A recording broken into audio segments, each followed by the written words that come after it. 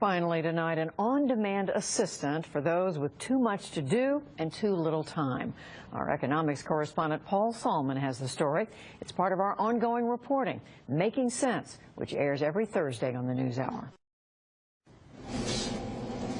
As a single person living on my own, the only reason I have so much stuff in my fridge is because somebody else has bothered to do the shopping for me. When Dr. Emma Stanton moved to Boston this spring, work left little time for prepping her new apartment. It was cleaned when I moved in, which was about 9 days ago. Or choosing a new coffee maker. I just asked for particular recommendations, and this was one of 3 they suggested. Cleaning her clothes. This is my laundry. I just chuck it in here.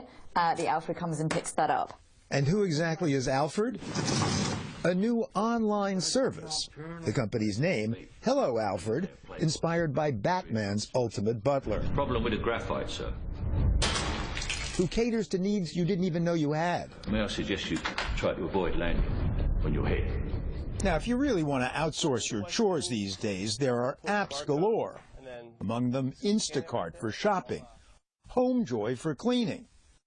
But Stanton's Alfred does it all. Hello Alfred were able to be here last week when I had my Wi-Fi installed in my new apartment.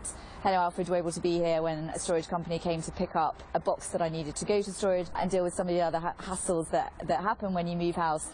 Hello Alfred was conceived by Marcella Sapone and Jess Beck, who both pulled out of Harvard Business School last year to scale up the business of butlering.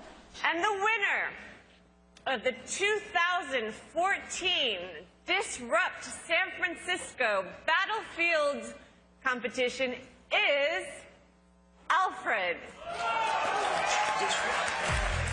Sapone's case in point in pitching Alfred at a high-powered startup competition was harried, hypothetical Dan. The butler you never had for the very first time, the luxury of personal service for the rest of us. For $99 a month, Dan can get his very own Alfred that visits once a week, every week, on set days, to take care of his household chores.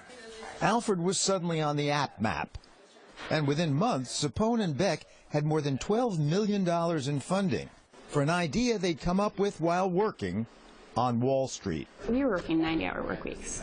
I mean, you barely saw the light of day. I was not doing a good job of taking care of myself. So far, Alfred is taking care of clients who can easily afford an extra $25 a week, only in New York and Boston. But Sapone already has a waiting list and plans to expand wherever there are dense clusters of customers. I'm giving people back their time. Life is actually becoming unmanageable. And the hours that we're working are going up, and the amount of complexity in our lives is only going up.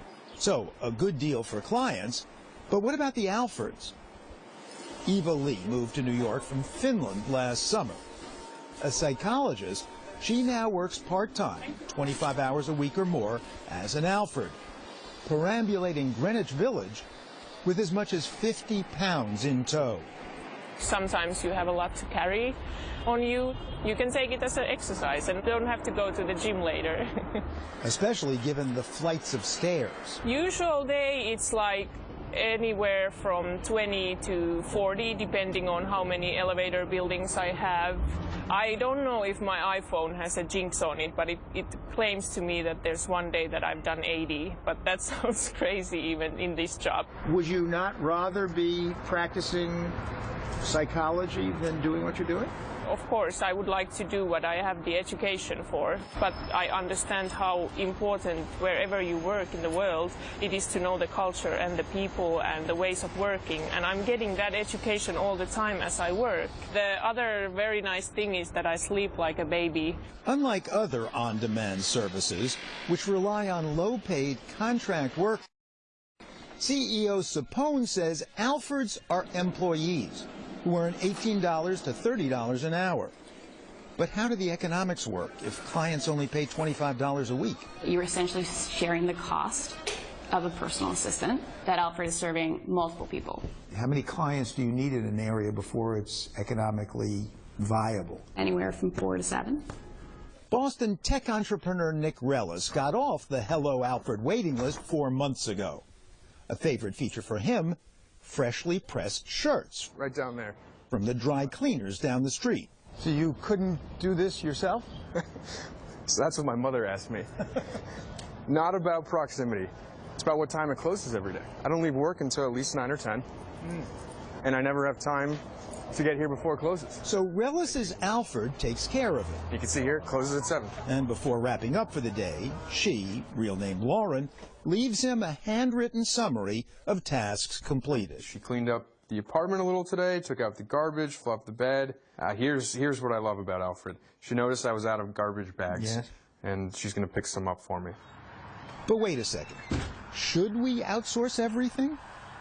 How is it that we've all become so pinched that we feel we can't do very much for ourselves? Evan Selinger teaches philosophy at the Rochester Institute of Technology, is skeptical of outsourcing apps like Hello Alfred. Instead of actually giving us our time back, they just open up more time for us to be imprisoned in other ways, often for us to work longer hours. What kind of character do we develop the more that we outsource? How does outsourcing change our interactions with more and more people? But on the other hand, Alfred could free up more time for professional interactions, as folks like Emma Stanton subcontract lesser tasks. We noticed one of your shirts still had some small stains on it. We took it back to the dry cleaners. Thank you, have a great weekend. So I probably wouldn't have even noticed that my shirt had a stain on it. So I kind of like the fact that they just picked that up and dealt with it. And to CEO Marcella Sapone, it's just a division of labor that allows anyone in a dense neighborhood to buy a butler. There's no reason you or I can't be just as extraordinary as that man. Economics correspondent Paul Salman reporting for the PBS NewsHour from Boston and